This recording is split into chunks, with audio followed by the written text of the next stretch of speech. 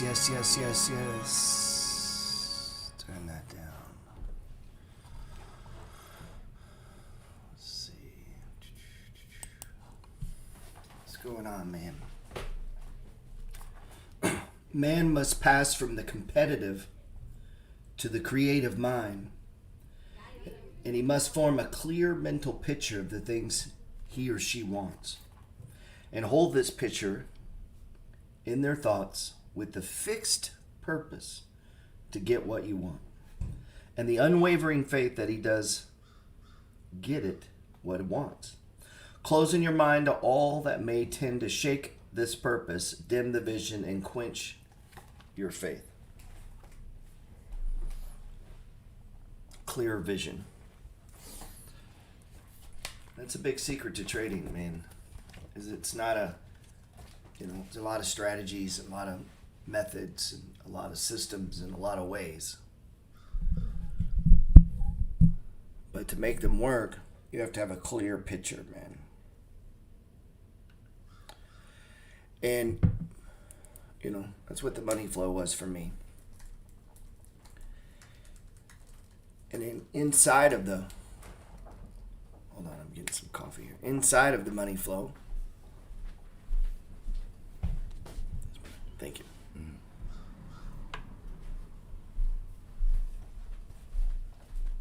We can find clarity. And that's the purpose of it, is to bring order to chaos. And stock market's chaos, man. This is a stock of, and it doesn't matter the tickers today, this is NVX. ENVX. And, it's a good chart for teaching. It's going to show a lot of the basic concepts behind the money flow. And there's some basic ideas, One is that over time, and if you don't believe this, and a lot of people don't, and they always forget this the moment there's a lot of fear in the world or the moment there's a lot of problems, is that over time, the stock market goes up. That doesn't mean every single stock will go up. There is such a thing as stock picking. And a strategy in the hands of one person could do terrible, and yet they follow the strategy, and the strategy in the hands of another person could do extremely well based on stock selection, meaning you pick the right stock. So you can have a breakout, say over here in this stock, and it runs up in what we call a stage 2, and we'll get into that. And another person picks a stock and it just goes straight down. And it's no reflection on the strategy. It's the stock. It's a stock market. It's a market of individual stocks, companies. And the basic pattern of the money flow is this idea, and you'll see it throughout the thing, where price tops out, and then it goes down, and then it goes sideways, and then it runs, right? And then it tops out, and then it, that makes it go sideways, and then it comes down, and then you see here it went sideways, Went to break, didn't break, came back down, and then what? Stops, starts to go sideways. And that movement of price is what the money flow attempts to do is to try to make some kind of sense out of chaos, because it's all chaos. Nobody knows. And that's the one question that always infuriates me. Where do you think something will be by the end of the year or by March? I'm fucking Mr. Wizard? Nobody knows that, man. And I know this is a lost soul because they still think somebody knows. Which means they think there's people that have secret knowledge. And nobody does. Nobody knows where a stock is going. Nobody. They might can guess it in the short term. All right, I got it right. But let's don't confuse that with some sort of fucking skill. They got lucky. It can only do 3 things: go up, go down, or go sideways. That's it, And if you pick the one that goes right fast in your direction, you get lucky and you make some money. That's how it works, man. And in gambling or short-term trading, we can get away from gambling in the sense that we add rules. Okay, now you add some rules. And if you have the ability to consistently follow your rules with some sort of positive expectation of return, then through short-term trading, you can make some money. It's very hard. The shorter the window, the harder it is to make money. And if you're new to trading, you should back up. You should back up, and as you get better, start and more experience, then start to go. I'm convinced the worst way for you to start trading is to do options and immediately start trading. I think you'll lose all your money. Now, are there people from time to time who don't? Sure. There's people that are professional golfers. I'm not. There's people that are actors. I'm not.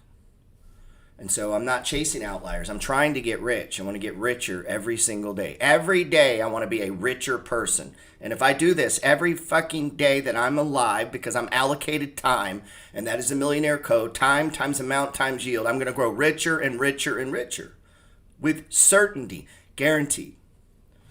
And over time, anybody in America can get rich. I don't care if you're a truck driver, and you simply just, anybody can. Look at this. This is the index funds. This is 10 years. We could go all the way back to what, 1802? And this is one of the foundational principles of the stock market, or of the money flow trading system, is that over time, prices go higher. Higher and higher and higher and higher and higher and higher. And guess what? Go look at what the Dow was when you were born.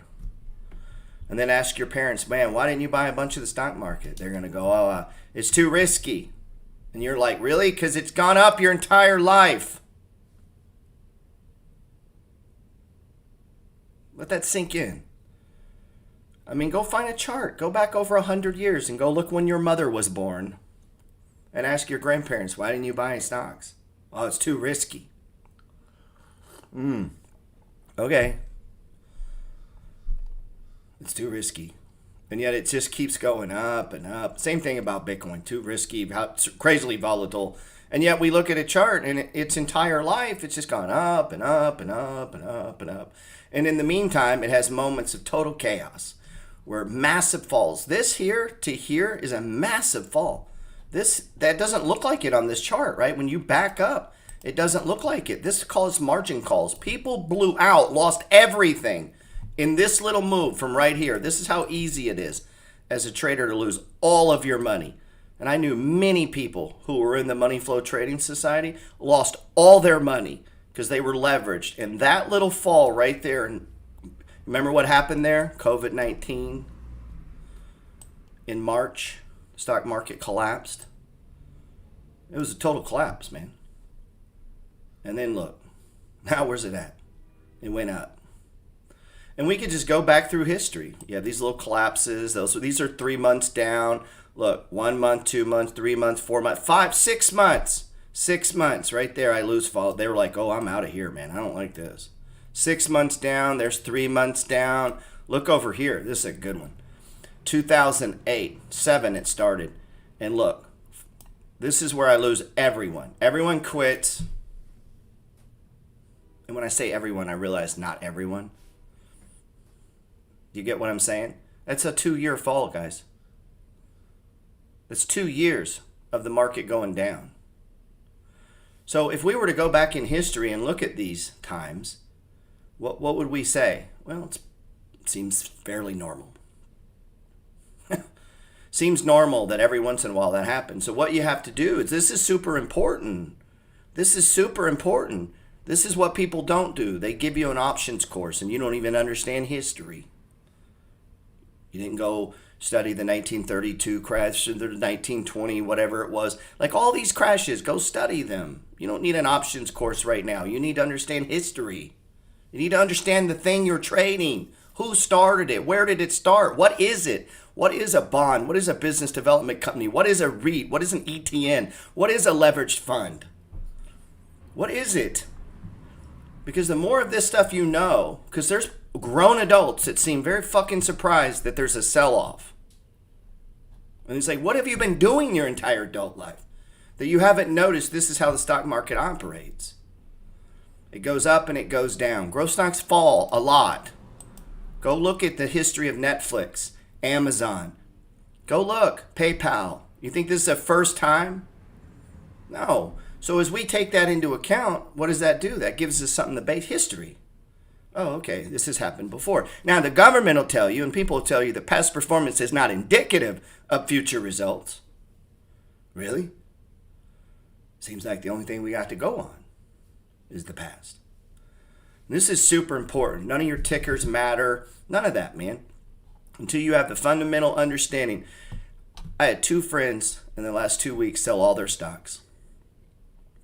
You know why they did that? Because they didn't listen to me about studying history and understanding how the market works. The market cycles. What's hot today won't be hot next week.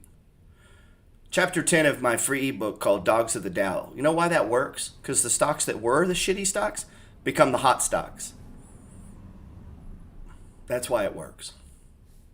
I want you to, this is so important that if you don't get this, there is no point in you watching any further.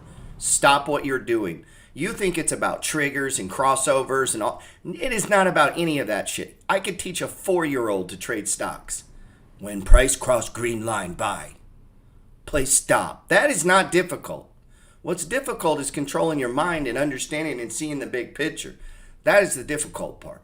The difficult part is you doing this year after year, decade after fucking decade, and not letting your life steal your money.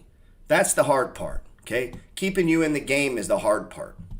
Not trading. Trading's easy. Anybody can trade. You just got to have discipline. You know, you got to have clarity. You got to decide what you're doing. What is an entry? What is an exit? And then execute on it. The reason most people can't trade, quote, trade, is they don't like to take losses, which means you can't be a trader. Trading is about losing. You're going to lose a lot. You're in, you're out, you're in, you're out, you're in. And if you can't do that, then you're not a good trader. Most people can't take losses 3, 4, 5 in a row. As soon as they have 4 in a row, they think something's wrong. It's like, no, boxers get punched. Now, maybe that's not your style. So as we begin to look at the money flow, we can adjust to our lifestyle. Is our lifestyle even conducive to short-term trading? If not, then you need to back up and go, okay, what kind of trading is my lifestyle conducive to? What kind of trading is my mindset conducive to? Right? And then you can start to nibble there. There is no one way, right way. And so I'm convinced most people are chasing away is not conducive to their life. Meaning you're not going to be able to do it because you don't have a lifestyle to support that style of trading. Let's see. So this is the S&P 500. I'm completely right. I don't care what anyone says. The market goes up over time. 70% of the time it goes up. I don't care what anyone says. That's the truth. And you can go back and look in history. Housing prices go up. All right. So if I have that in my back pocket, I'm playing a rigged game. I know, given enough time, I'm going to win. Period. Okay, so that makes this game a little easier. This is a monthly chart. Now if we come down into the weekly, the dips start to take on a little bit of a life, right? It gets a little different. These movements, these drops and turnarounds. Now what if we back it up? My friend Stan Weinstein, who showed me a lot about the stock market, this is where he liked to play in the weekly time frame. I mean, he's waiting for a full bar on a weekly chart, man. But if we take the SPY down to the daily, oh shit, now it gets real volatile. Up here, way down here, up here, way down here, right? We see these moves, and these moves appear to have some sort of meaning. People will be shook out by, look, price was here, right? And when was this? That was October.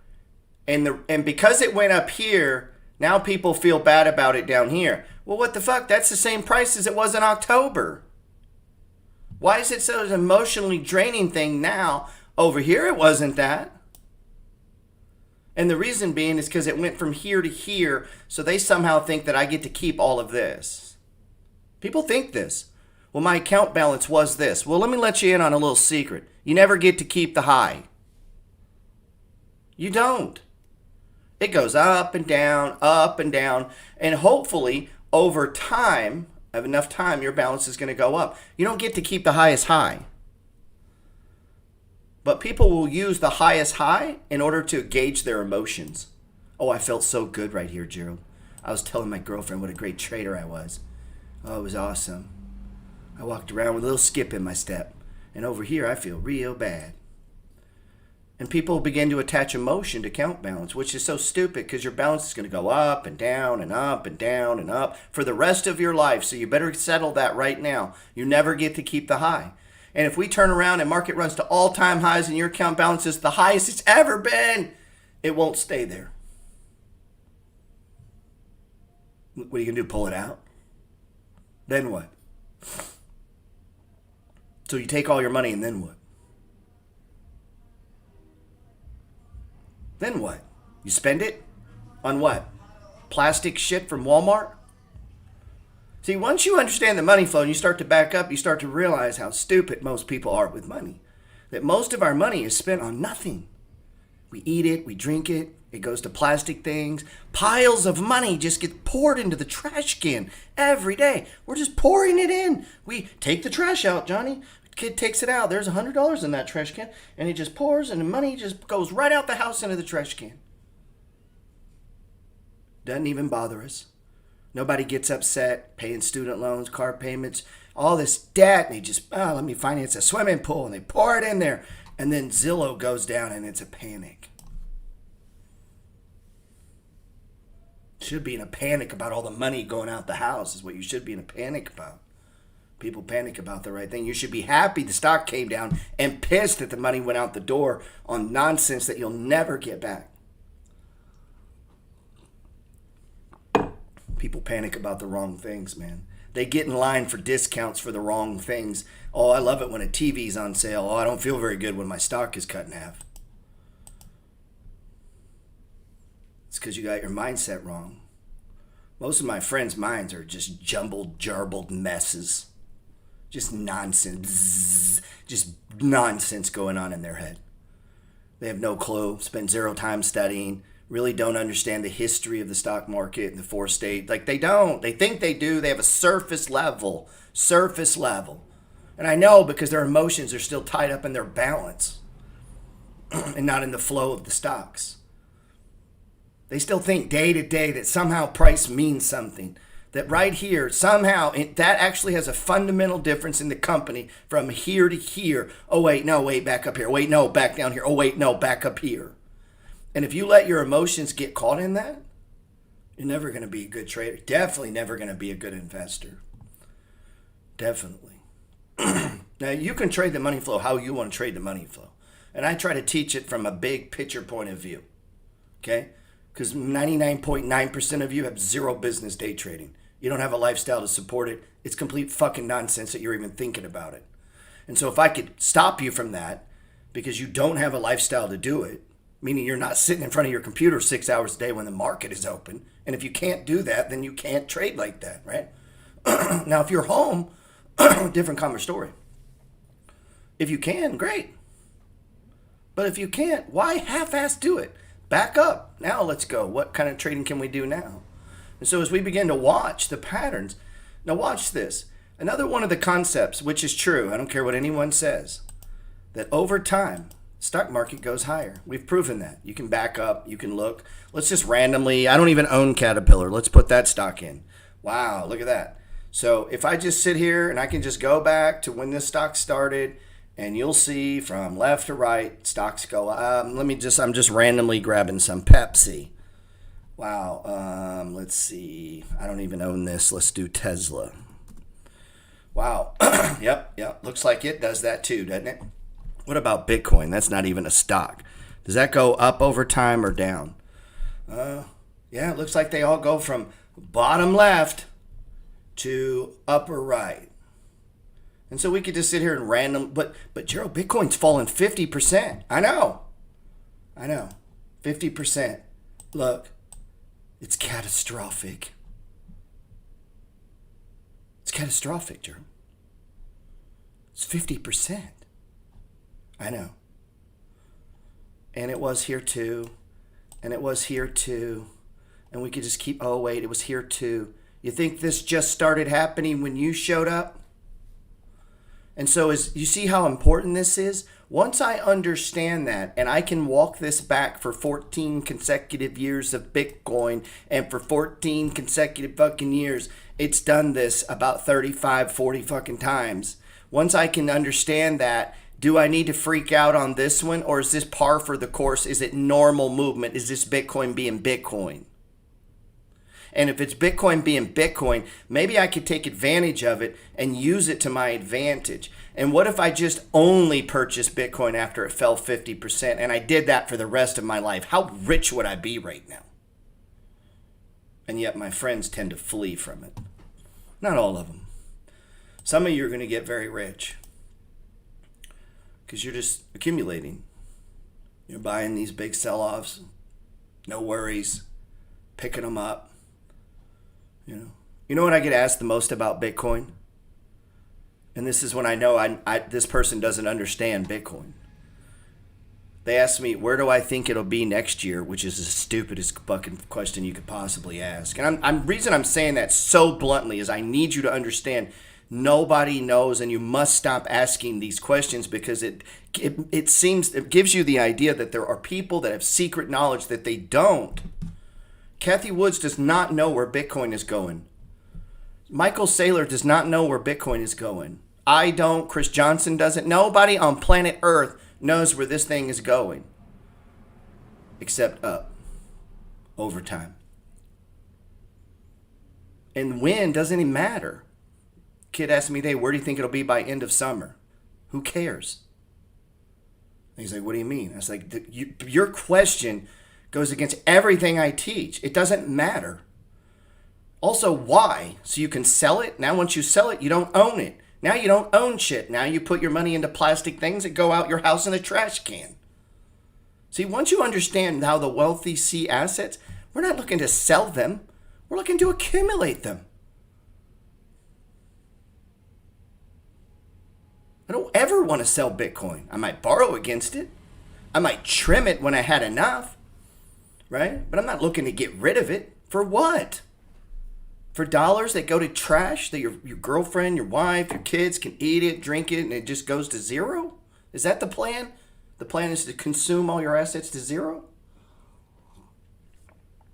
Still children, man. That guy's a child. He doesn't understand concepts of wealth. He thinks it's like shoes. He's going to flip it for money. All right. Maybe so. Trade it. But that's not, I don't, whatever. Whatever. Here's what I'd rather do. Accumulate stage ones in Bitcoin. Because for 14 consecutive years, it goes higher. So if that holds true for 20 years, and I do this for the next 6 years, I'm going to be extremely wealthy. But past performance isn't indicative of future results. Let me give you an example of this. This is Jim Cramer talking about oil 2 years ago. About what I think. It's not about my opinions. You have to check your opinions at the door. But when a critical mass of money managers is behaving this way, you have to care because their buying and selling is what drives stock prices. It's gotten to the point where Larry Fink, he's the CEO of BlackRock, one of the largest asset managers on earth, is now saying these sustainability concerns are paramount in his stock picking. Paramount. BlackRock's got a huge oil and gas holdings. I mean, Fink's talking about divesting any company that gets more than 25% of its revenue from thermal coal. That's a big greenhouse gas emitter. You don't have to consider my opinions, but Larry Fink's got $7 trillion under management. I think many people just haven't realized the seriousness of his pronouncement. They will. No one in this industry has much sway as Larry Fink, and that includes Warren Buffett. So when you have to ask what he's going to go to after this, I'm betting that he'll say it's oil and gas. But it's not just one very influential money manager. Recently spoke to Satya Nadella, he's the CEO of Microsoft. This $1.3 trillion company is moving aggressively to become carbon negative, not neutral, but negative by 2030, which includes creating a $1 billion sustainability fund. Here's Exxon while he's talking about this. I believe that Nadella's pronouncements will change his whole suppliers, processes, supply chain. Big impact. Finally, few things seem capable of moving the oil market. The Iranians take out a third of Saudi Arabia's capacity with some drones. Crude barely bounces. Short-term they shoot thinking. Missiles at U.S. troops stationed in Iraq. Nothing. The Saudis vowed to hold an emergency OPEC meeting to cut back production. Last night, oil drops $1.40. That's right into bear market territory. I know lots of oil execs are unhappy with my stance that I think that these are on the other side of history, so to speak. Other side of history, by the way. I'm not about making friends on this show. Here's oil now. We're on the wrong side of history. And the honest truth is, I don't think I can help you make money in the oil and gas. No, you can't, because he's telling you not to buy them. Like a slowly melting ice cube. a wasting asset that will have down revenues unless the price of crude jumps and stays higher. A wasting but after recent asset. Events, I don't know what's going to make that happen. Now, some are interpreting my stance as some dope who doesn't know anything and is spouting. Yeah, that's exactly what you were there, sir. A dope who doesn't know anything. So there's Jim Cramer 2 years ago over here. You know why? Because it was going down. And so people interpret the current as forever.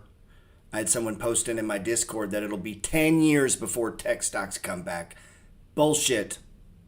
I immediately have to put bullshit, sir. Bullshit. Don't even care if it offends you. Stop posting nonsense. That's complete fucking nonsense. This is when they're telling you do not buy oil. Exactly when you should be buying oil. Right? So here's Exxon now. Remember he said it's a wasted asset. You're on the wrong side of history. Really, Jim? Because it doesn't look like it. Now, I have a lot of respect for Jim Cramer. Jim Cramer knows more about stocks than you do, I promise you. He was a hedge fund manager for 14 years, worked at Goldman Sachs before that. He knows how to trade better than everyone that criticizes him, I promise you. He averaged almost a 17% return for over a decade running his hedge fund. And he was wrong. Meaning nobody knows. So when you go looking to other people thinking that somehow they might know, they don't know shit. Nobody knows the future or what's going to happen. But here's what I believe. And I lost a lot of followers, a lot of people talking smack. And this whole time, and I'm going to see if I can find the other clip. Jim is telling you buy growth stocks because that's what my followers were telling me too. Why would we buy Exxon when PayPal's going up so much? And this is going on. I'm like, because you want to buy the shit other people don't want to buy.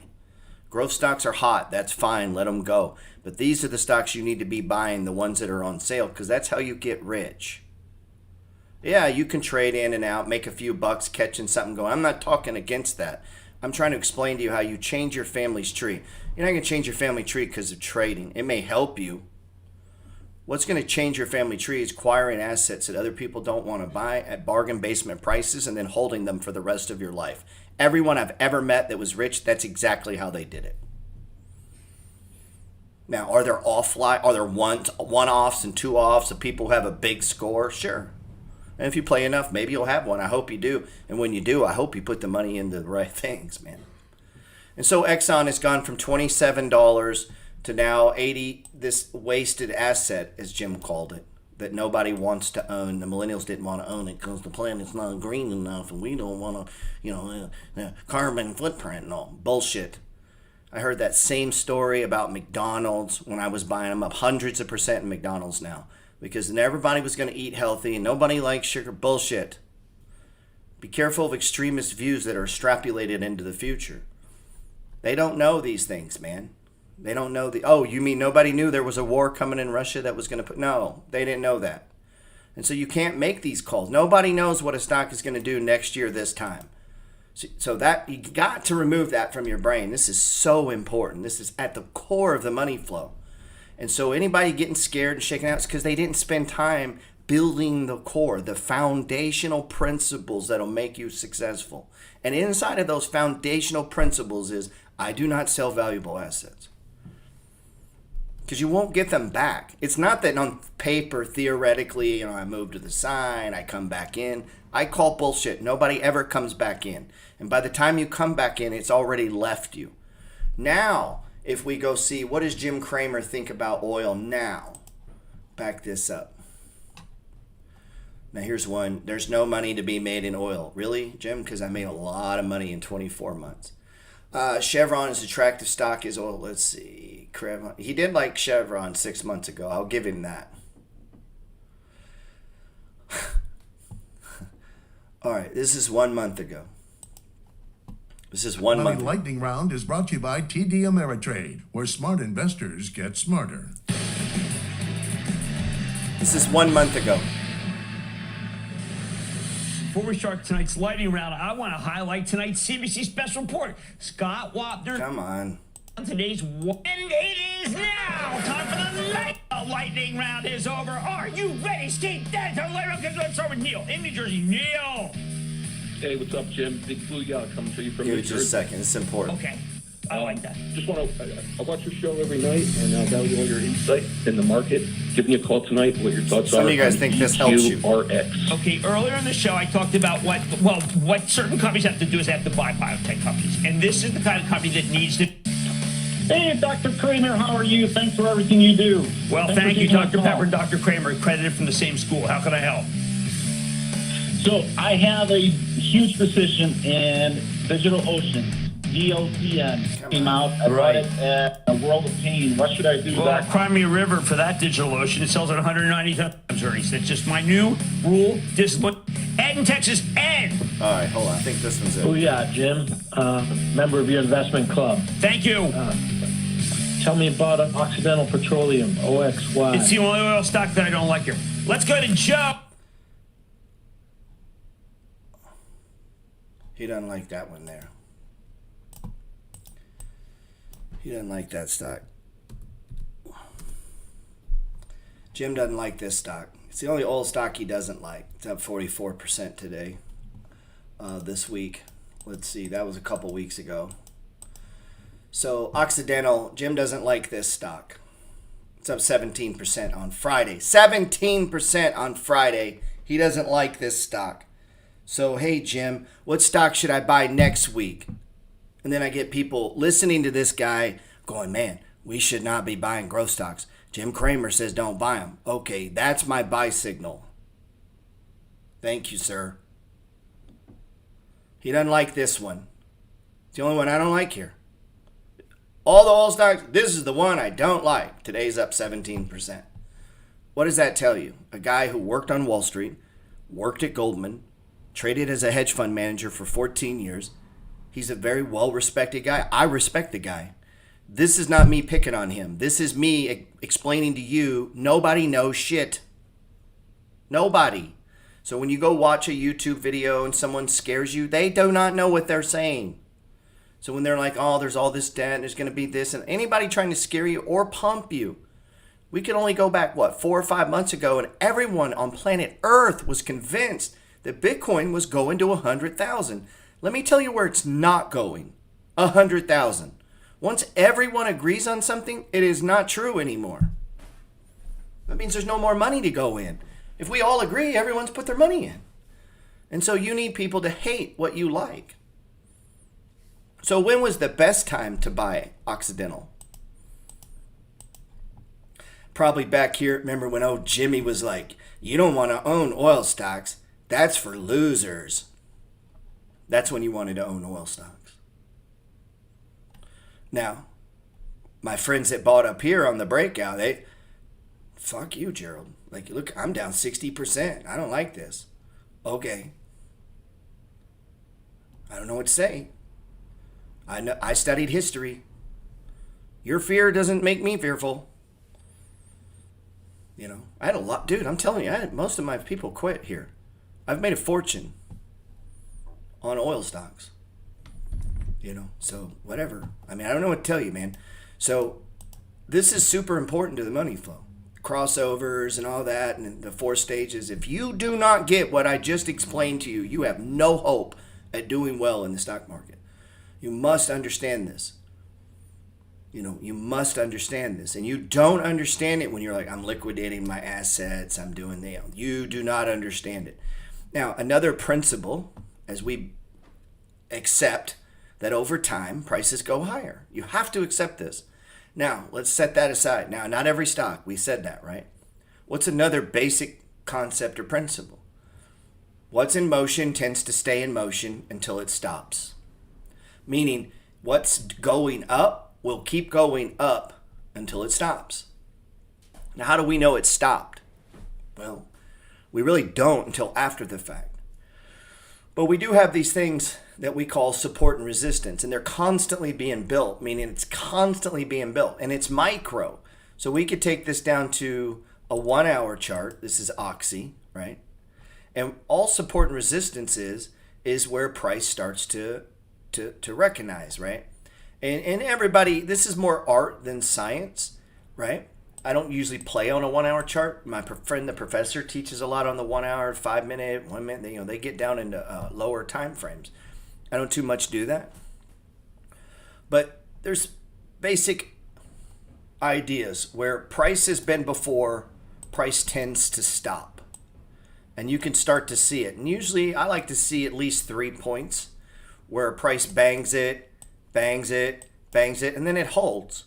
And usually, and a lot of times, it'll be very clear. Like you can start to see it. And what you'll hear me refer to as a box. Price starts to consolidate enough that literally you can just draw a box around it. You know, that's what you're looking for. That tight pattern of price where price may move up, may move down, may move up, may move down, but it stays inside of this box. Well, if you're following the money flow, you're going to see that these boxes tend to come at the same time. You know, if you watch me and Chris's live, he said that that you can buy the bottom, and maybe it's not this bottom, but we can buy the next bottom. And that's the truth. We can buy all the bottoms because all the bottoms and all the tops look exactly the same, meaning they have the same characteristic. The RSI, one of our indicators down here, it's called Relative Strength Index. All this thing measures is not that the price is done going up. It's just that it's gone up too fast, too soon, too quick. And so what it measures is 14 days. And it's averaging every day. Next day, last 14 day drops off, new 14 day comes in. And as this constant input of new data comes in, this is an oscillator. It's measuring volatility, how fast, and it's comparing it to an average over 14 days. And so if something rips higher, means when this triggers, what we've found is over time, and you could play with the settings, but whenever this thing goes over 70, and you'll see it has these bands, a 70 and a 30. What it's doing in the middle is not so much as important. And there's some little things, but it's really not that important. The idea is not to get bogged down in looking at every little nuance of what you're really looking for is it red or is it green? If it's green, you would never buy. Not the way I trade. If you're a super short-term momentum trader, I don't know why you'd listen to me if you are, because we're just going to be talking different shit. But I would never buy when it's green. Matter of fact, I usually sell some. You say, but it's going up. I know, but I'm selling into strength. And then what if it goes up the next day? Good. Sell a little bit more. What if it goes up the next day? Good. Sell a little more. Once it goes green, that's the time to ring the register as a trader, as a swing trader. Even as a buy and holder, you might want to trim some. Why? Because now the position has grown large.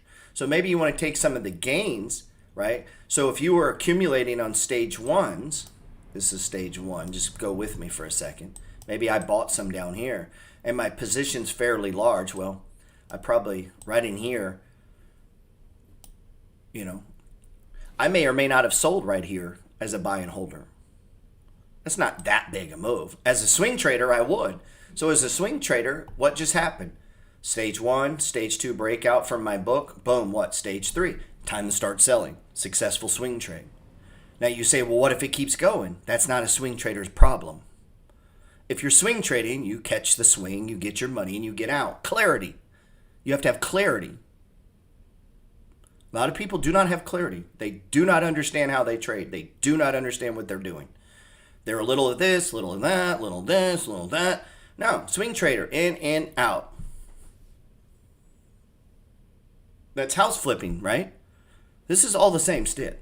If you're a house flipper, you don't go, well, I can't flip the house. The price might go up.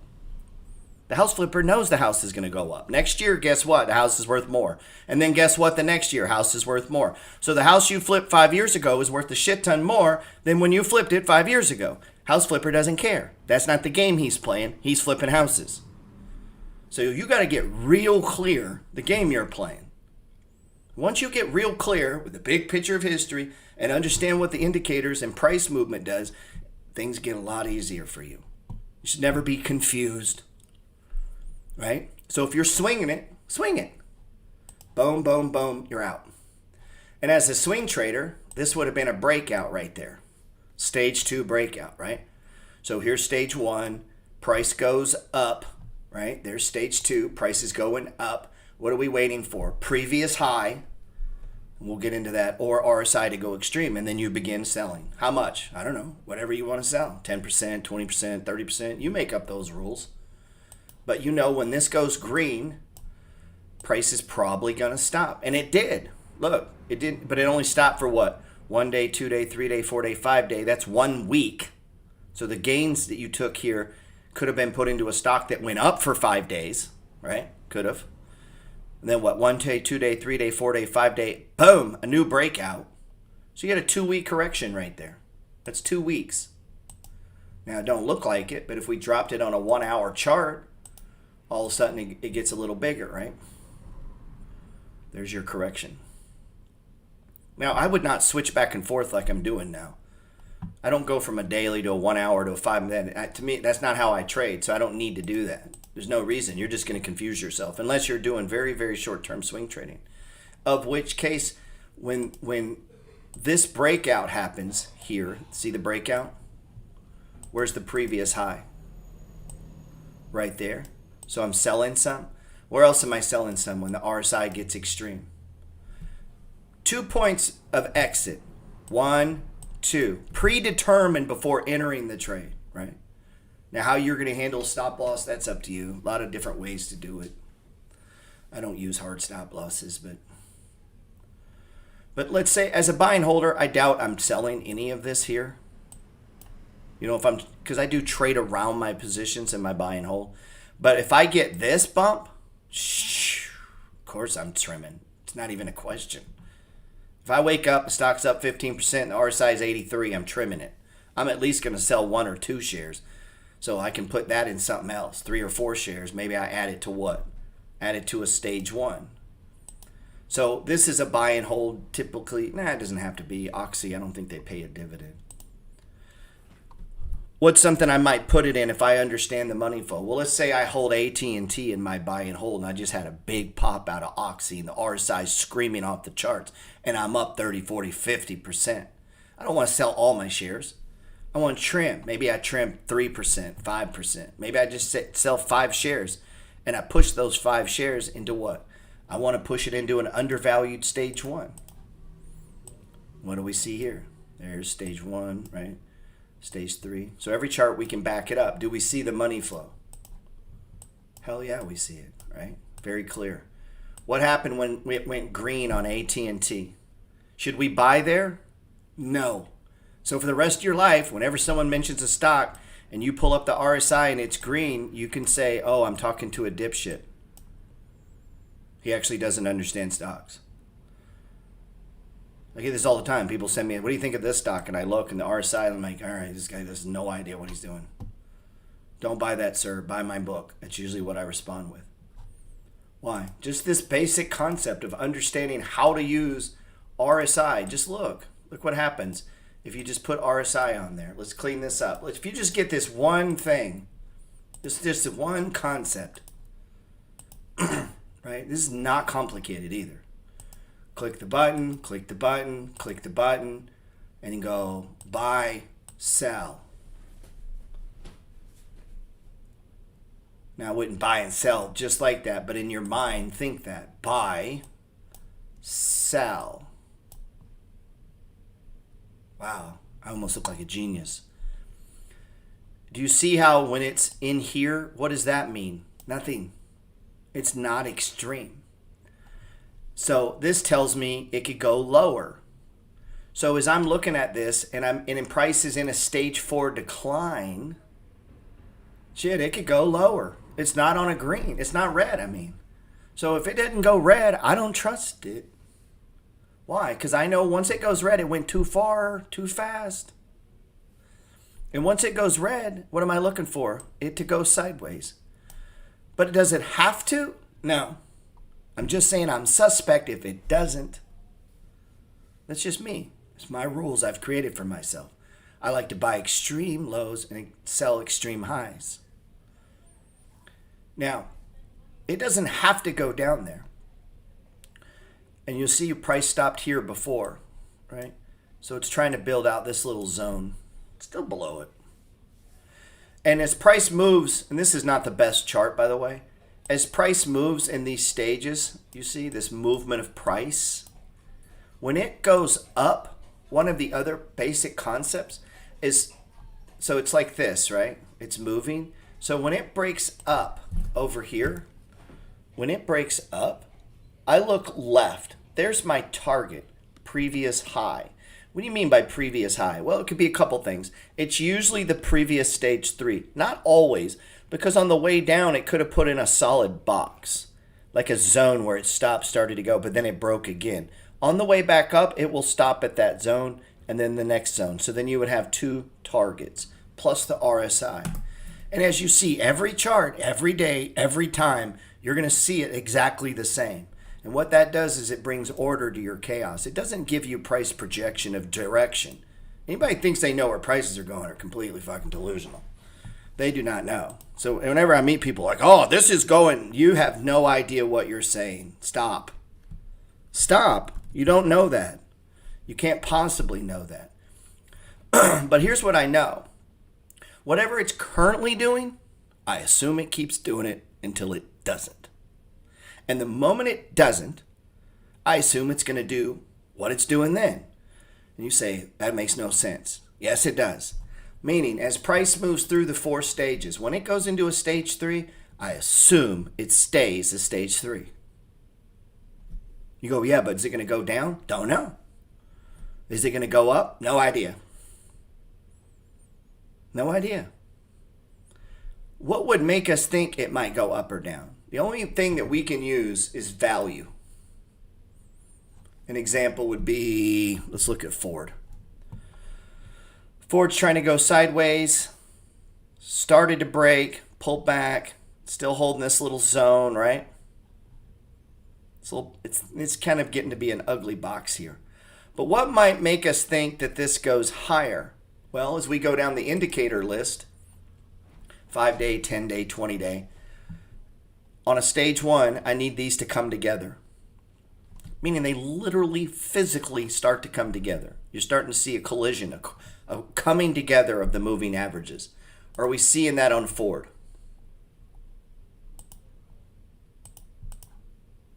You see what I mean by that? So if we're looking, you see how they're coming together? I mean, they literally start going sideways. Starts to form a box. And we can see this has broken it a few times. Look, it broke the box, came back. That tells me this is pretty bullish. Broke the box, came back. That's just really bullish. Broke the box. We'll see on Monday if it comes back. If it does, this is extremely bullish. But notice, we have a box right here. It has stopped here before. See it? And where's the next box? Right here. Which one was the stage 3? If we back this up. Oh my God, look at that. It's green. So these stage 3s will be green. If they're not green, I don't trust them. Movement going sideways and there is no RSI extreme, I don't trust it. Same to the downside. Movement going sideways and there is no RSI red extreme, I don't trust it. It's an untrustworthy system. Or not system, but it's not foolproof. An example right here. Look, where's the RSI? It's not extreme. I do not trust this. And in this case, that was right. So I didn't add to that.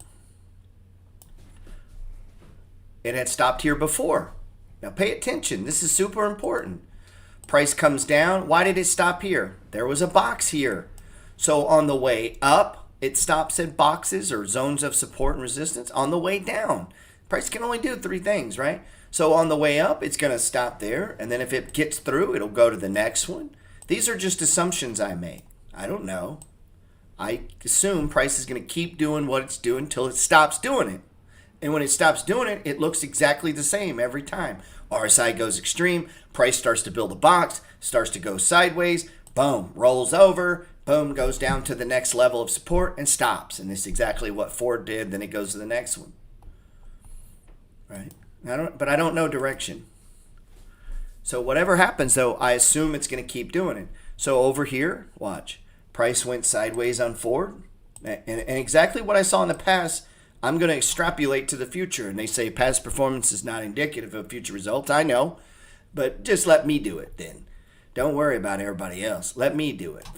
And so what do we got? Zones 1, stage 3, zones, stages, connect with what? A stage 2 up climb, right?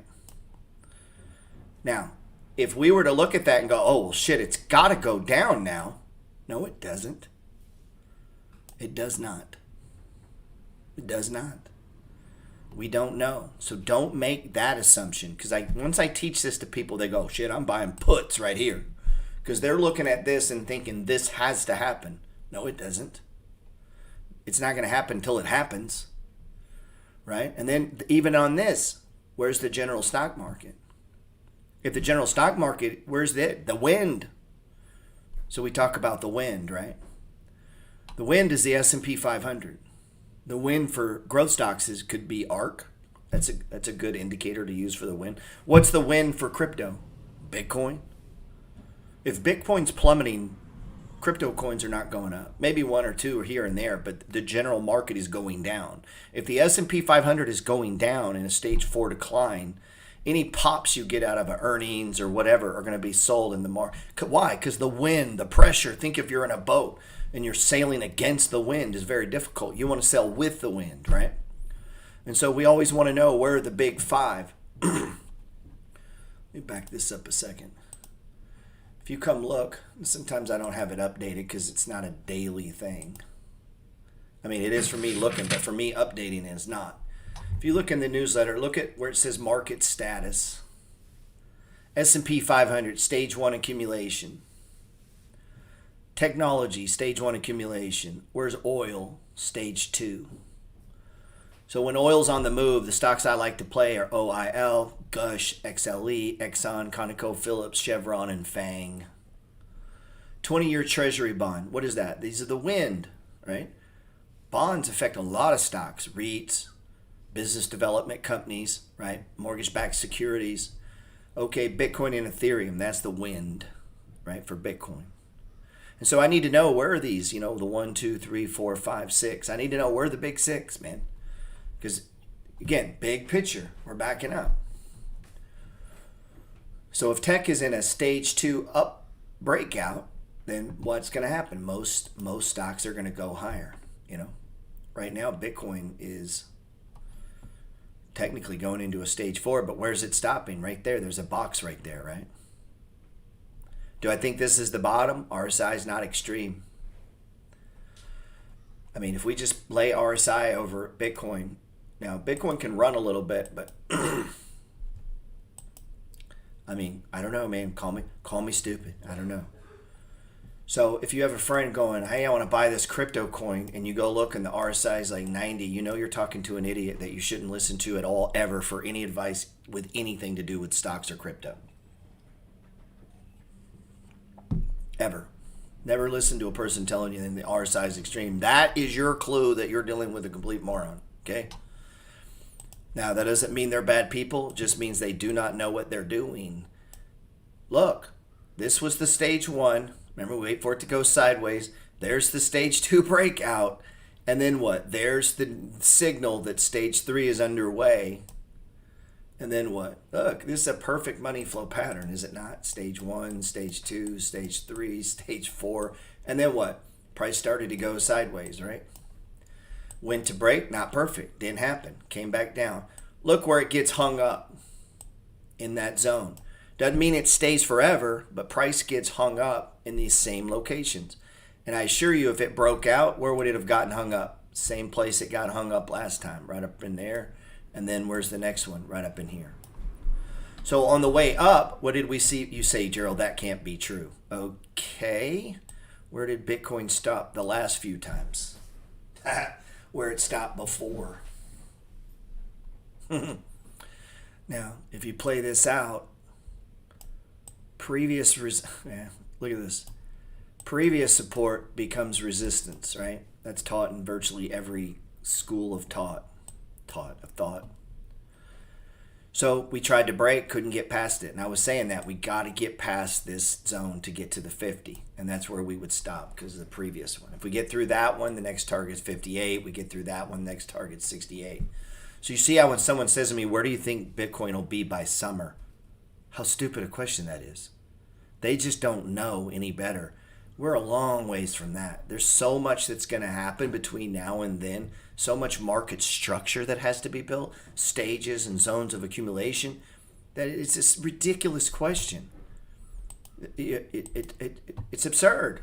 It's absurd. And all you guys watching YouTubers putting out price predictions, they're complete moron. They have no idea. They're just saying that to get people to watch their channel. You watch, I put a fucking video out that says how Bitcoin gets to $1 million. I'll get fucking way more views than I do on my other videos because people's brains are that simple. It's it, man. Like that's all you got to do. Just start saying outlandish price targets. That's all you got to do, man. And you'll build a following. Super important. I hope you got what I said there with Jim Cramer showing he's telling you do not buy oil stocks ever. And now oil's the hottest stock, okay? Jim's going to tell you, where was it? Did I find this one? Let's see. Remember Oxy was his, 2 weeks ago, is his worst stock. Do not buy Oxy. Let's see. Stock market may start to struggle if oil rally keeps going. That was 4 months ago. Where's this one?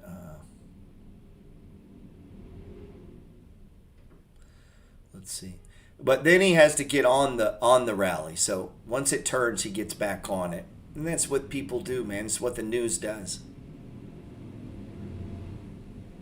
Let's see. God, I had a good one here.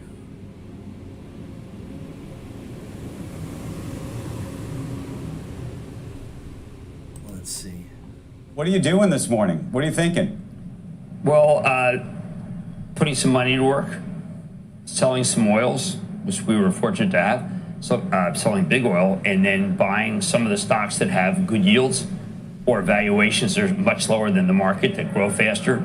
Doing this because I think the oil stocks are overreacting. It does seem like a little bit like 1990, 1991, when the oil stocks all went crazy, and then that was the denouement, and you had a decline. And I see a lot of stocks that are being given away today for the reasons that people say they're giving away every day, which is because of inflation. So that's February 24th. Now, let's see. That was February 24th. Where were we on February 24th? Hold on, let's find this. That's February 24th. Right there. Probably not a bad call, to be honest. So we had a money flow sell. Now, we were already trimming oil stocks.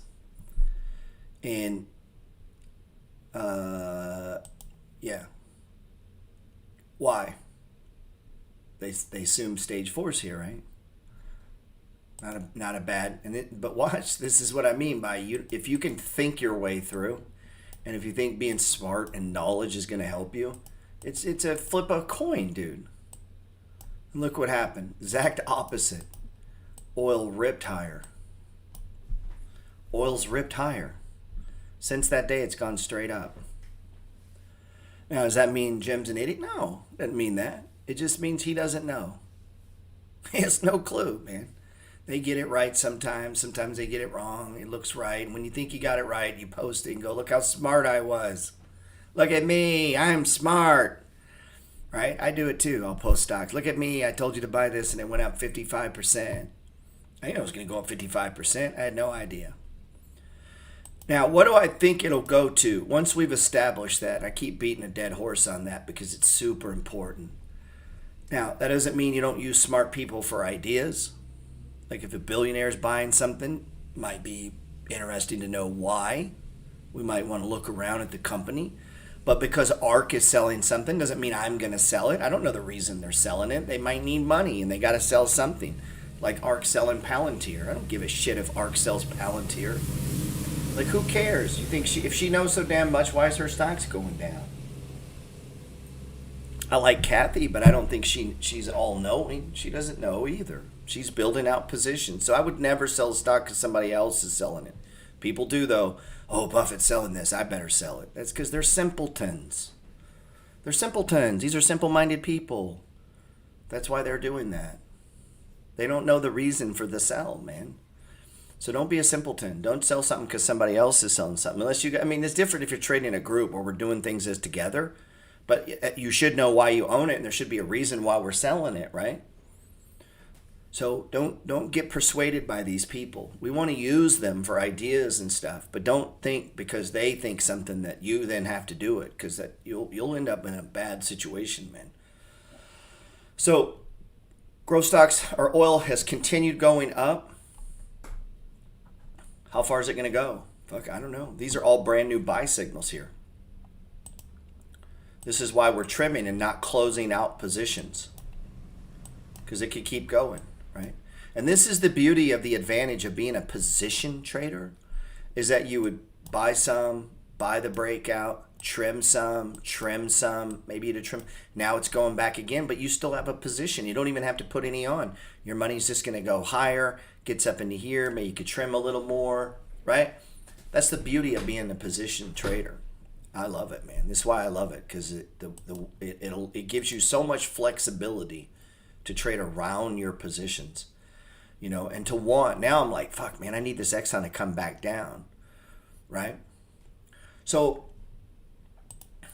the key to this, let's go back to, man, this is good stuff, man. Oh, lucky bastards. Let's see.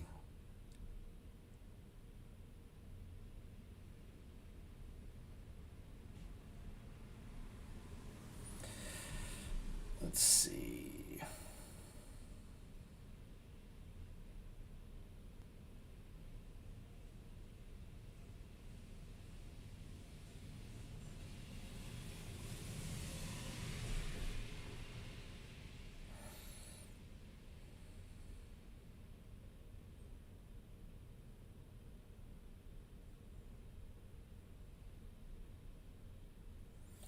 Sorry, I was reading something there. All right, man.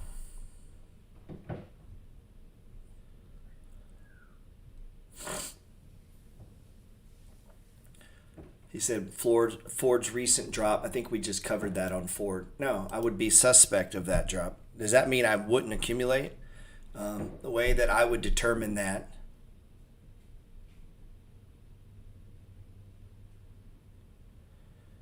Lauren, this man scammed me out of $15,000. What are you talking about?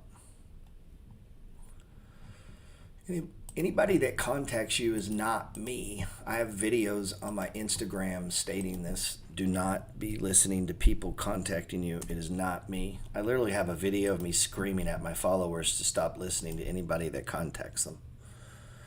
So let's look at Ford. I don't know much more I can do other than make videos of me screaming at you. So that's all I can do.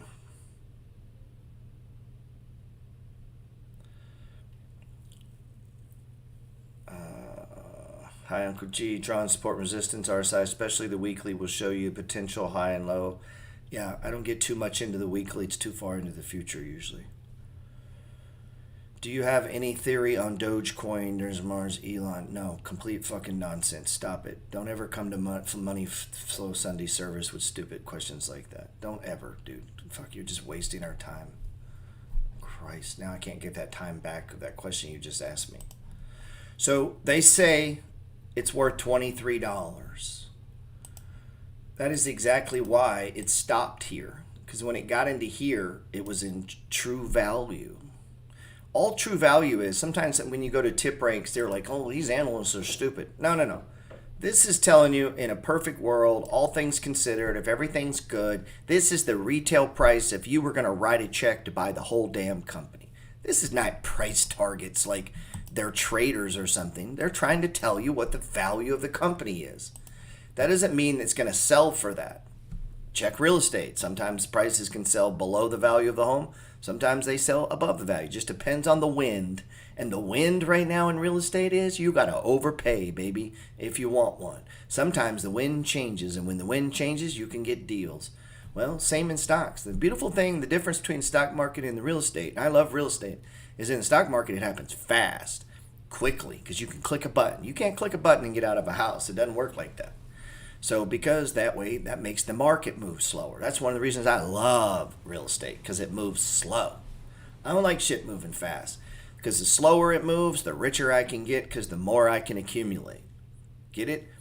So this here on Ford, yeah, this is a stage, but it's broken a couple times. We're still not on an extreme, but it is valued up here. So what does that tell us? Yeah, we got back in the box. Sure, accumulate. This is what you're expecting it to go to. I would like Ford much better if it came even lower. That I would love Ford there. Why? That's a big return from here to eventually back to here. That is a massive return.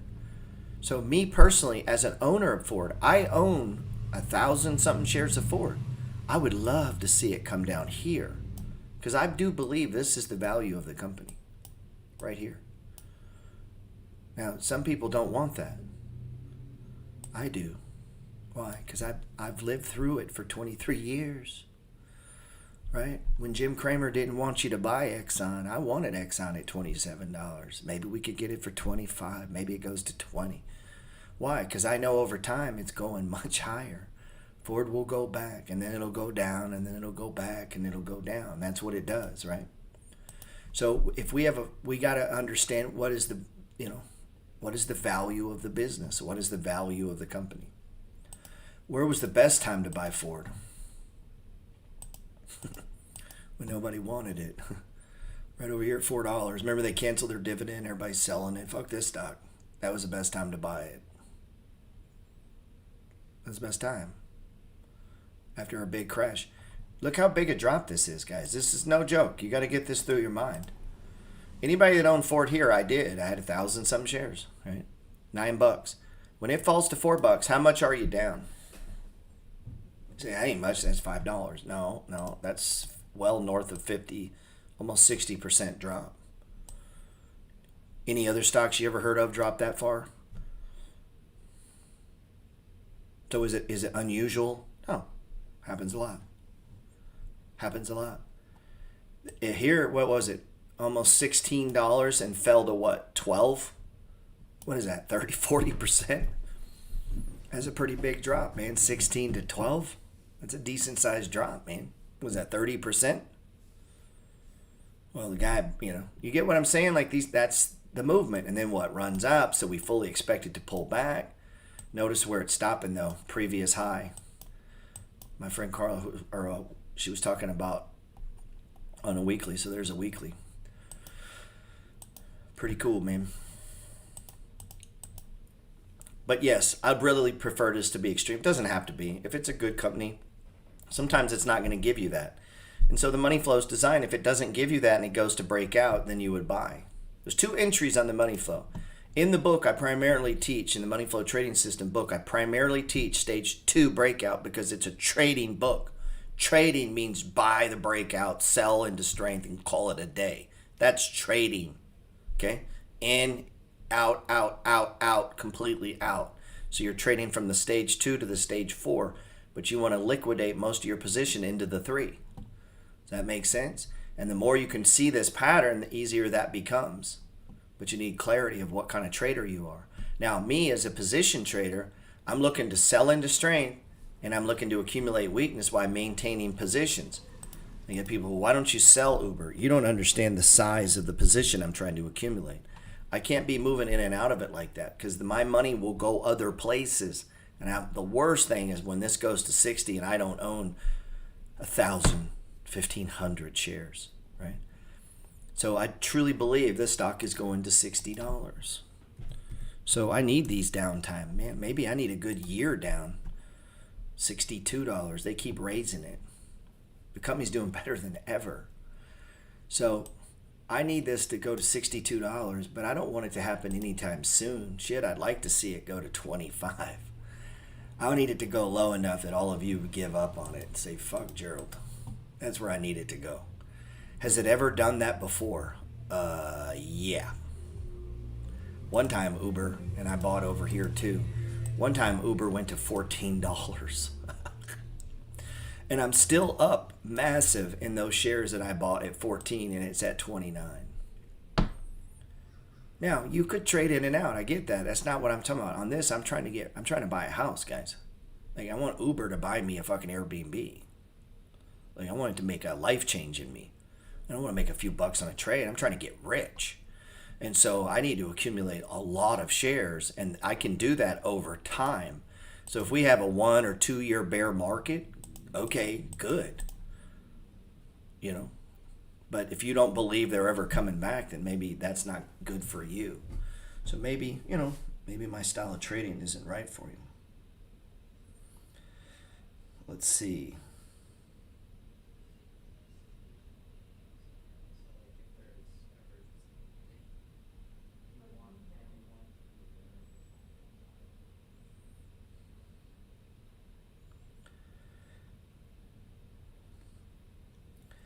He says, what's up, GP? What are your thoughts on the oil sector? I think oil's going up, and I'm long oil. I've already trimmed it. So honestly, I really don't care what it does right now. Like, I'm just watching it go. If it continues to go to absurd prices, I've got friends that work on Wall Street. They're calling for $200 Chevron to go to $200. I had 125 shares. I'm down to 100 shares. I trimmed over here, trimmed a little here. I have a massive oil position because of the price rise between ConocoPhillips, Chevron, and Exxon, and I bought the hell out of Exxon for like a year. So if you remember, during all this big sell-off we had, I bought. Look at Chevron went to $45, guys. It's $150. There were people selling this stock because they couldn't take the fall. Look at this. That was a gift. That was a gift. Chevron was a $100 stock and fell to $45. Never cut their dividend. This is a blue stock. And there's people panicking because PayPal fell 50%. Like, this is unusual. It's so weird. No, it's called life in the stock market. Look at that money flow pattern too, man. Look at that. You're seeing it on the weekly. Look at that shit. Look at this. You can just see it. Stage 1, stage 2 started to go, and then it just creeped. And then stage 4, and then stage 1, and then stage 2, and then stage 3. You see what's happening? But over time, what happens? Over time, these stocks go higher, man. One day, Chevron will be a $400 stock.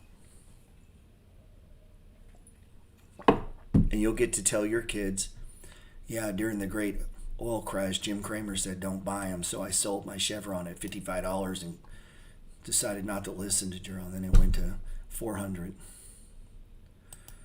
There'll be people doing that, man. And PayPal will go to, $300. It's just, that's the way it works, man. It's going to try to take money from you and give to other people.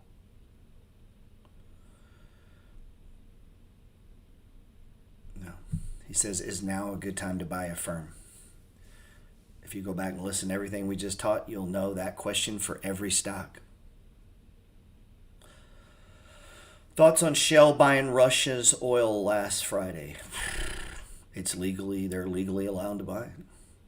Until they stop it, it's legal.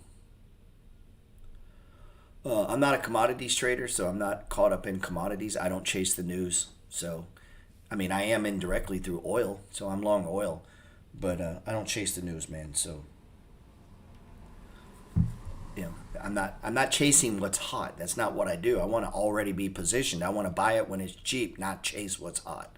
So it's not something I would participate in. So if a new coin comes out and it runs real big, you don't even need to ask me. I'd be like, don't buy it. You should have already owned it. Meaning through your own research, you should already own things. If you're buying them because now they're hot or now they're running or now they're on the news, to me, that is not how I trade.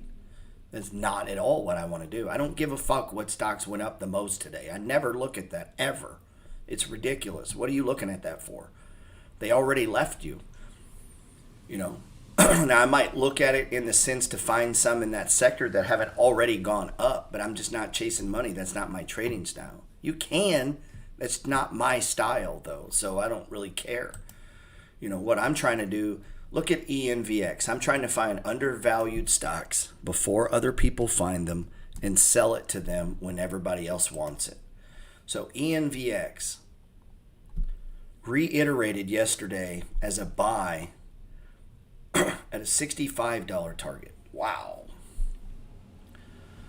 $29, $30. That is a massive upgrade. I don't know. But guess what happened? Stock went down. So the average analyst has a $41 target. Well, what's the problem? It's in a growth sector right now. This is a great company. This is going back. And you see what happened last time it hit its true value. What happened? It sold off. Tried to go, this was a nice correction. Tried to go sideways. What happened? Growth stocks got hit. So if you say, well, what's wrong with this company? Nothing. It's in a growth sector, and growth sector's getting hit. So all this means to me is it's setting me up to make massive money later, because this is a great business. And they are unfortunately caught, or fortunate, depending on how you see it. Uber is a great business. DoorDash, Roku, these are all great businesses. They're just out of favor because the wind has turned on them due to interest rates. Okay. That's not going to stay that way. It's not going to stay that way. And just like Exxon now, the time to buy it was what? When it was getting crushed, right? So we got to think further out, man. You got to think bigger picture. What percentage to take and shave off in a stage 4 and accumulate? Just a little bit, man. Really, it just depends. In the book, I talk about 10%, 5%. It's whatever. It really depends on your account. I think the less money you have, the more you should shave. The more money you have, the less you can shave because you have more money to wiggle around with. The less money, you need to take that gains to put on other trades. So it's kind of my strategy there. Now that there's no commissions, when I wrote the book, we had $8 to $9. Well, at the time it was $9 either way. So it was $18 to buy in and out. So I couldn't nibble like I do now. And since we've gone to no commissions, I've changed the way I trade. I'll buy some today, tomorrow, the next day, the next day, the next day, the next day. What am I doing? I'm letting the stage 1 develop, and if it breaks, then I can stop. So would I buy this? No. I need it to form this stage 1. So if a stock drops, I'm not buying it. You'll hear me yell at people on the thing. Do not buy stocks that are dropping. I want to buy stage 1s. Now look at this on FedEx. Look where it stops. Exactly where it stopped before. Isn't that crazy? Look at this, man. It's crazy, right? Fascinates the hell out of me. The fact that can happen. It's crazy, right? So if this turns, and this is at a stage 1, but notice this moving average is sloping down.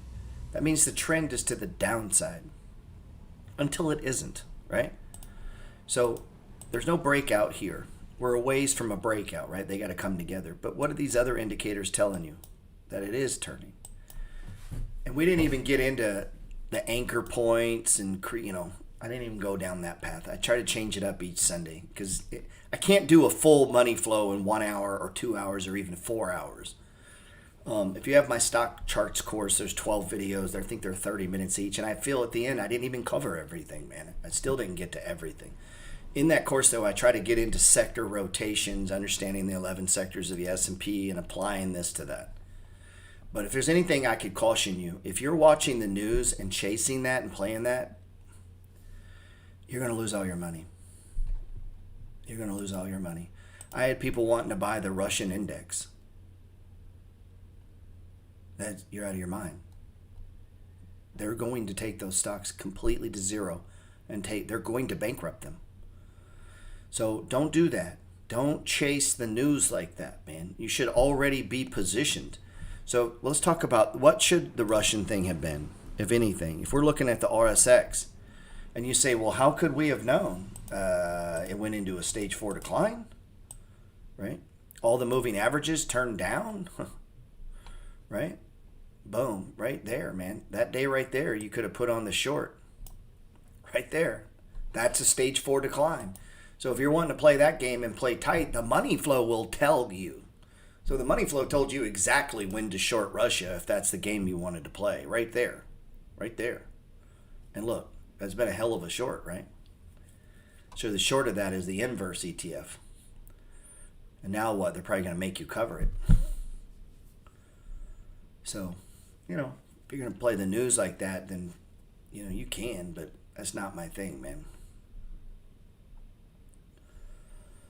I would not even, there's so many good stocks, you just don't even need to play that silly game. Or if you do, God, keep it small, man, because these things could go to literally to zero. They literally could take them off the exchange and you lose all your money. That's happened to me 3 times. 3 times in my trading career, something went to zero, completely to zero. That's the risk of playing. And if you're going to boo-hoo about that, you probably shouldn't be in stocks. Most people shouldn't be in stocks. They don't have the mental capacity to trade stocks. Should just be in an index fund, put your money in, don't look at it, and go watch the Kardashians or something. Most people, that's what they should do. Actively managing your own money is not what most people should do. I really believe that. They don't have it takes, really shouldn't. Let's look at PayPal real quick and then I'll get off here. People ask me about it. Yeah, but I wouldn't commit much money to PayPal here. I'm just, I don't know. If you're in the money flow gang, I haven't been accumulating much of these growth stocks, man. I'm just not interested right now. I own a bunch of them. I'm just really not interested in putting much money in them. I don't know that they're done going down.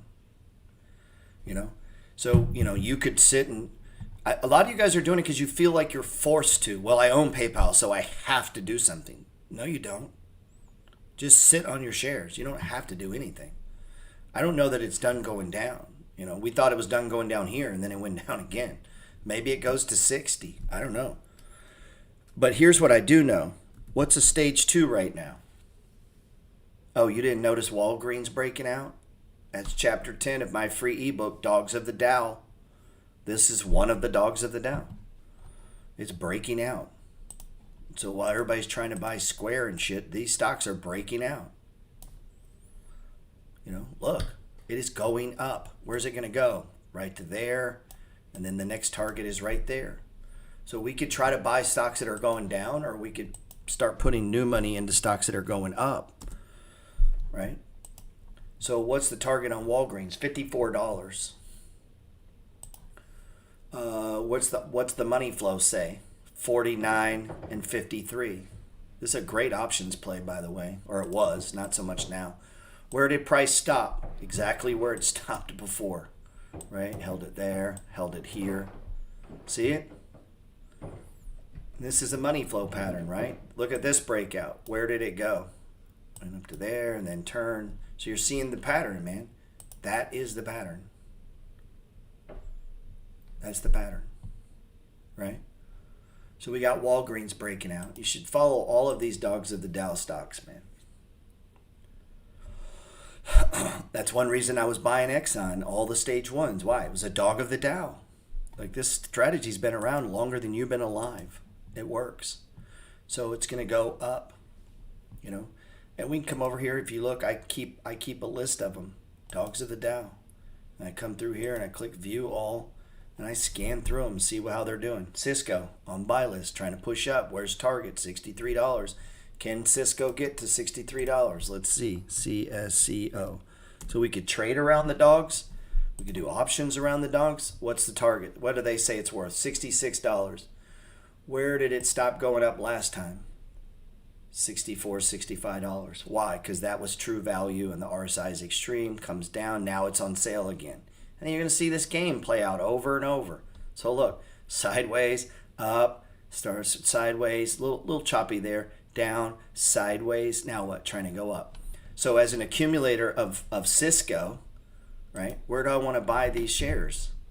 I want to buy stage 1s, if I'm a buy and holder, right? Do I want to buy it up here? No, right? So see, if we're following the dogs of the Dow, this gets real easy. So every day I flip through what is this? That looks like a stage 4 underway, right? And if we zoom in, you say, why? Price is under the 20, 10, 5 days under the 10 day, everything's pointing down, down, down. Do we buy there? No. What do we wait for? RSI to get extreme in a stage 1, like over here, right? So now we keep going down the list. There's 10 of these. What about IBM? Well, We want to buy stage ones, right? Maybe sell into strength. But notice this chart. This is classic, dude. Look where it stopped. Exactly where it stopped before. Fucking amazing. Absolutely amazing. What was that price? $36. What do they think IBM is worth? This is a dog of the day. I'm not in IBM though, by the way. 147. So it's worth more than our target. So as a trader, we got a nice setup here. So instead of buying PayPal and Square, we've got a stage one breaking out. We can come back to PayPal and Square. Right? We come back to them. These are setting up and breaking out, man. Coca-Cola, boring. Right? When do we want to buy Coca-Cola? Extreme RSIs. Look at that. Extreme RSI, right? Stage one. Extreme RSI. Stage one. Gerald, are you telling me if I just buy stage ones my whole life, I'm just have money? Yes. That's why your parents aren't rich. They were too busy doing this. Too busy spooning and having you to do this. Let's see. Oh, 3M. This is in our buy and hold. What should we be doing now? Look at that box. RSI is extreme. Anchor point. Now we're going sideways. 146. What do they think it's worth? This is so easy. This is just fucking so easy. 173, 18%. Now, here's a decision I got to make. Let's say I got limited money, which we all do. I got 3M on sale, and let's look at Gilead. This is also in my buy and hold. 18%, about the same. So I may go through here, and what I'm looking for is, if I got limited money and I got a bunch of stage ones, so if I have Chevron with a 3.5% dividend yield, I could trim this, and it's a stage 3, right? Meaning it's probably a stage 3. So every day, and I didn't get into this in this lesson, but every day I'm doing an anchor point. Is that the highest high? Next day, nope. That's the highest high. Is it next day? Is that the highest high? Nope. Keeps going. And every day it keeps going. What am I doing? I'm looking to draw the stage 3. One day will be the highest high, like it was here, and then the market will turn. So I'm looking, and then eventually, and then it'll sell off, right? That's what's going to happen. That's the money flow. Sideways, up, sideways, down, sideways. One of these days will be the anchor point, the highest high of the high, and then price will start to go sideways. And then what? What do I want to do? I would kind of like to trim it a little. And what would I like to buy? Higher yield, if I could, please, Lord. Could I get higher dividend yields with my profits? Whoa, look at this. This is in my buy and hold too. This is called position trading. And you can watch your stocks and you're positioned ahead of everyone else.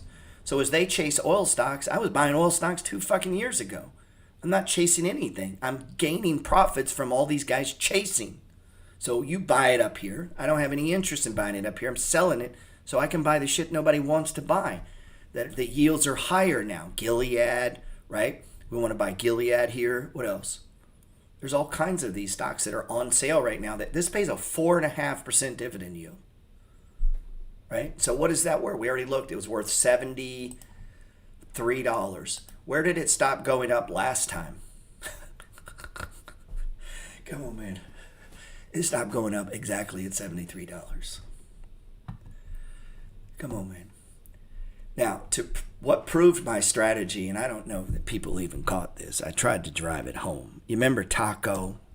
Taco was one of my favorite plays because Taco was cheap. What was the intrinsic value of Taco? $12.51. That's what we were trading. And I said, I'm going to trade around this position until we get $12.50. I think it was 58 cents at the time. And then we had a big sell-off. I said, I'm not selling this stock. It's worth $12.50. I'm going to let it stop. I'm going to let it go sideways, and I'm going to start accumulating. That was the plan in the beginning. That's called position trading. That's not swing trading. That's position trading because I believe it's worth this. Uber is worth $68. Now, look. When Jack in the Box bought this and took it public, they had to pay the true price. They don't get to pay the $7. They knew it was on sale. So they're going to buy the whole damn company. You know?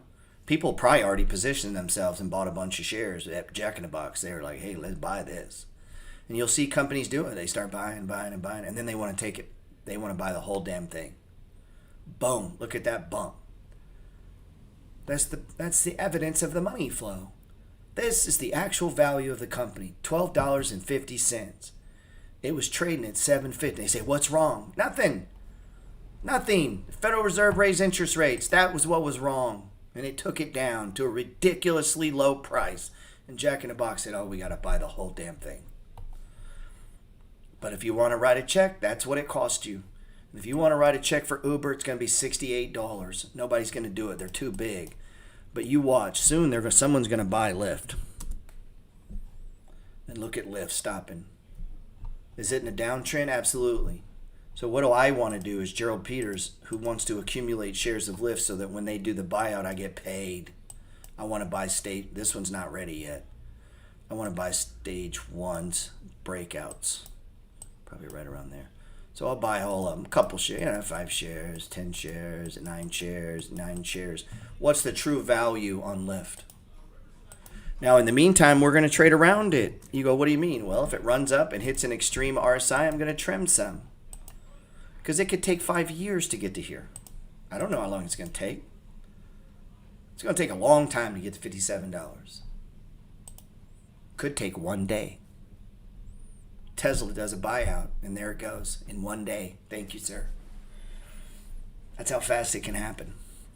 But right now, at a headwind, so it's 60% undervalue. I'll buy some of that.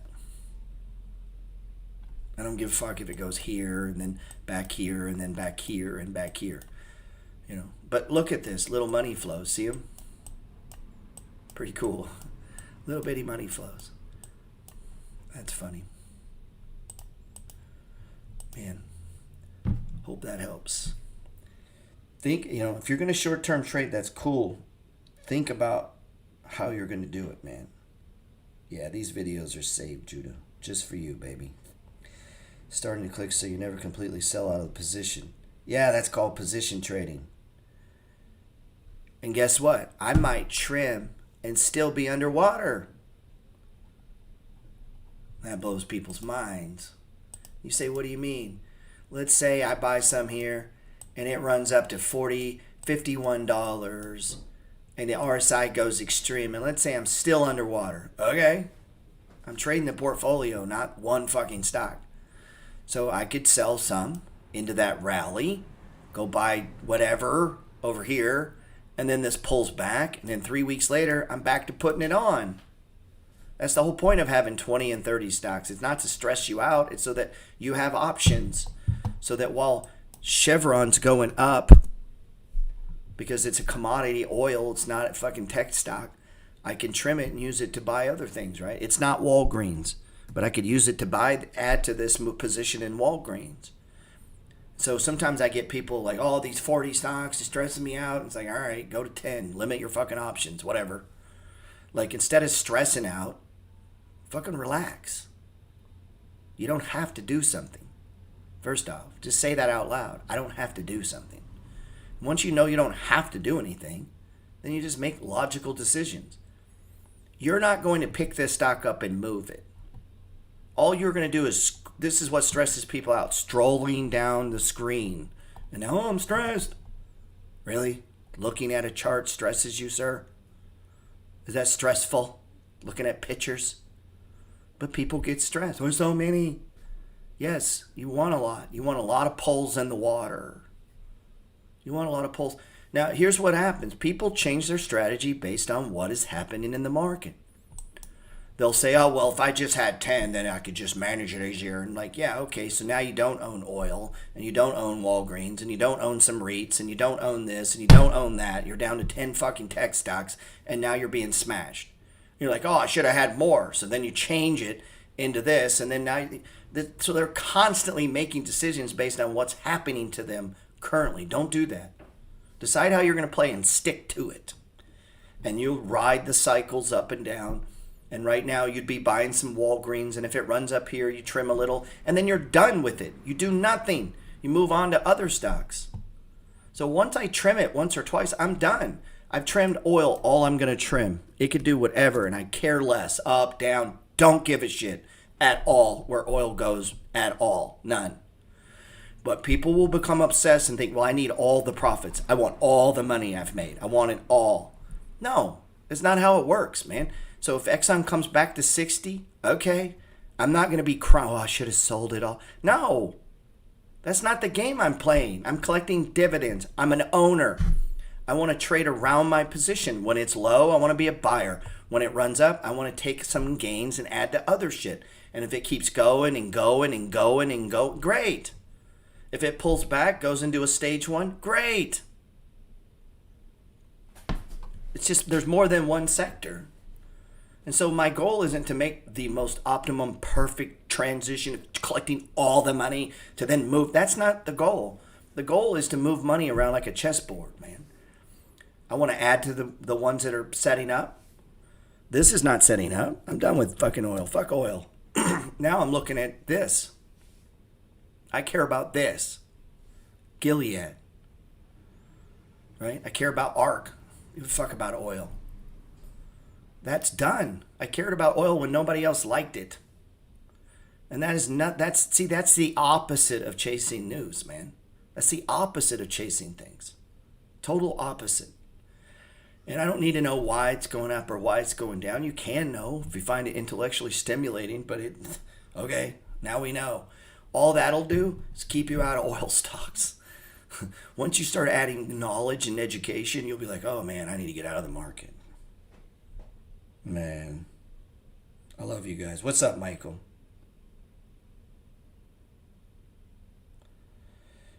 I appreciate you, bro.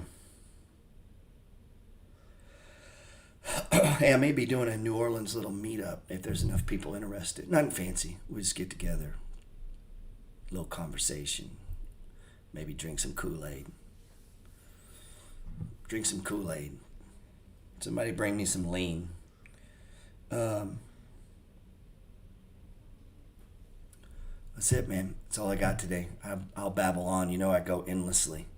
Had a guy invite me on his podcast yesterday, and he's like, hey, you think we could do 15 minutes? And I was like, bro, I'm not even talking to you for 15 minutes. That's just, I can't even introduce myself in 15 minutes. You know what's funny about that, though? And I'll end with this, just social media humor, like influencer humor. This guy said he got my lean. Yeah, that would be cool.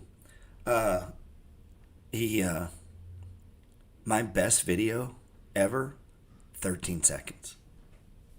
Isn't that funny? Like, I make all these long, I know they're too long, I get it. But my best video yet to date is a 13-second video of me asking an Amazon driver, does he own shares? Classic, right? And that's literally no effort, no thought. I'm literally frustrated. This is the truth. I was actually bitching, complaining to my wife, like, my numbers have been down, nobody likes me, I'm just going to go to Australia and eat milk. And I'm like crying, boo-hooing. And I'm walking down the street all sad and shit. And I'm like, see an Amazon driver, and I just I grab my phone, and I'm fucking, hey, man. And my best views ever. Isn't that fucking ridiculous? So, the plans of mice and men, man. I've got an Uber interview on my podcast. I've been recording local musicians and dropping it into the podcast for about 1 minute. They're just people I see on the street. So if you go to the Money Flow Trading Society's podcast, you can get to those here. They may not be your thing. I'm trying to make them better. I'm doing some interviews. If you think you're, I don't want to say worthy, but if you think there's a reason you should be on there, hit me up. I got a couple people in the wind, so to speak, that I need to have on there. Most of these people are my friends that are doing similar shit that I'm doing. Try to get Chris on there, but I haven't been able to hold him down. This one's my book study. It's on Apple, iTunes, and Podbeam. It's more mindset shit. But this year, I'm trying my best to keep it around the stock market. And I'm trying to make them interesting, or real estate too. Like this one. Hey man, do you own shares? Talking to a local Uber driver. This one was making money unusually. This one's an interview with a friend of mine. He owns 21 doors, 51 years old. These are just people that I've entered. There's the professor. My buddy Nick's on here. So I've got some interviews on these. I'm trying to do more of those on this one, but this is only on Spotify. But you can get to them here. This is the one that I have most people who dig into because I have years of me talking on here. Like it goes back to, I think, 2018 maybe. I think there was 500 hours or some shit. And I go back and listen to some of them. What's funny is most of this content I delete. Most of the podcasts I've uploaded, I wait a minute, listen to it back, and then I delete it. I don't spend a lot of time editing. So if I truly fuck up, and it's easy to fuck up when you freestyle talk. Even if you have an outline, sometimes I'll get off on a tangent and say something crazy, and you can't really take it back, and I'll end up deleting it. Or I listen back to it, and it's totally misinterpreted to what I was trying to say. Hey, this UTSL is a trade we've been in, and I've been talking about this one. You'll see the reason I love it. The reason I love trading this is if you get caught in it, if you fuck it up, if you don't get it right, it's utility companies. You will be okay. So that's my reason. It's the XLU is the unleveraged version. This is my favorite thing to trade. And if you were going to take huge trades, this is what I would take huge trades in. I don't like to take huge trades, but if I did, this is the one. I think we have a very successful track record with this. Part of that is I don't get stopped out on it. That's part of the reason. And that's probably not fair from a trading perspective. But these are utility stocks: Southern Electric, Duke, Edison, American Electric Power. It's leveraged 3-to-1. So $1 buys you 3. So, I have this on YouTube last week. We were buying a position over here. So $3,200 is now $3,700. $10,000 trade, you're now up $2,000. Where's the target? If you're following, remember what we just did? Where's the target? Previous high. Go ahead and plot that. We know that's one target right around there. It's not an art. It's not here. It's just about in the middle, right? And then what else is the target? The RSI. If they happen at the same time, I take more off. If the previous high and the RSI hit at the same time, I take a little more off and then I give it room. If they hit at different times, like let's say the RSI was here, then I would take, less off because I'm planning to take more off. But if they occur at the same time, I don't necessarily double it, but I do take off a little more. Hope that helps, man. Some stocks that I've taken gains in, and all I mean by that is just trimmed them. They're buying holds. LMT, we were buying this when it was on sale. We added it to the portfolio last year in November. Big sell-off, missed earnings, fell under the 200, started going sideways, started buying on this exact day right here, November 7th, I believe it is. So, does the money flow work? I don't know. You tell me. It works great if you have enough time.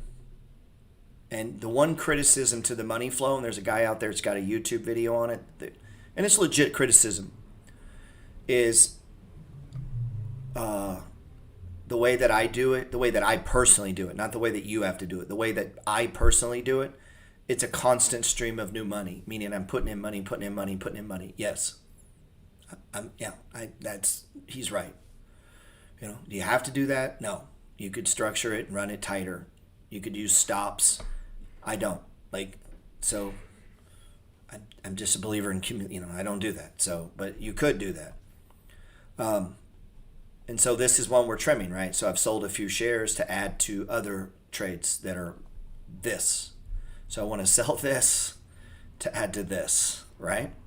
So this is one. So now people are buying defense stocks. Well, dude, we wanted to buy defense stocks when nobody wanted to own defense stocks. So just in November, people sold the hell out of this. It dropped big, dude. Nobody wanted it. That's what I wanted. Now, I don't want it. I don't give a fuck about this stock now. It's off my radar. I've trimmed it. I'm done with it. Also, I trimmed Raytheon. Same thing. We were buying Raytheon much cheaper further back. I don't like it now. Now that everyone else likes it, I hate it. Okay, so Raytheon is on my don't care list. I still own it, but I'm going to pay it no attention. Right? So it needs none of my money, no attention. It's going to give me some money to add to other things. So as you build out this portfolio, you want some commodity exposure, maybe some gold exposure, some Bitcoin exposure, some tech exposure. What else? You want some big cap, some small cap, you want some pennies. You want to build it out because we don't know what's going to happen in the future. And I don't want to chase, I want to capture. So hope that helps, man. God bless.